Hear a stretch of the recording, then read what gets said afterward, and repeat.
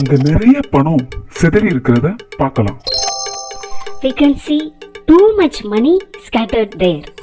அங்க நிறைய பணம் இருக்கு. There is a lot of money. அங்க நிறைய கற்கள் சிதறி கிடக்கிறத பார்க்கலாம். We can see many stones scattered there. என்ன நிறைய அப்படிங்கிற இந்த வார்த்தையை இங்கிலீஷ்ல 3 விதமா சொல்றீங்க? ஆமா, நிறைய அப்படிங்கிற இந்த வார்த்தைக்கு இங்கிலீஷ்ல much, many, a lot of அப்படின்னு சொல்லலாம். ஆனா much அப்படிங்கிற வார்த்தை எண்ண முடியாத ஒருமை பெயர்ச்சொல்லை குறிக்கிறதுக்கும் many அப்படிங்கிற வார்த்தை எண்ணக்கூடிய பன்மை பெயர்ச்சொல்லை குறிக்கிறதுக்கும் a lot ofங்கிற வார்த்தை இரண்டிற்கும் பொதுவா யூஸ் பண்ணலாம். கவுண்டபிள், அன்கவுண்டபிள் நவுன் இப்படி ரெண்டுக்கும் பொதுவா யூஸ் பண்ணலாம். எண்ண முடியாத பொருட்களா?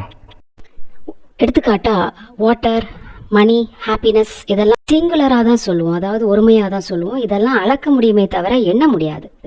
ஓ அப்படியா? I have understood a lot. Thank you. அப்புறம் என்ன, ஷேர் பண்ணுங்க, சப்ஸ்கிரைப் பண்ணுங்க. ஸ்ரீதா கிரியேட்டிவ்ஸ்.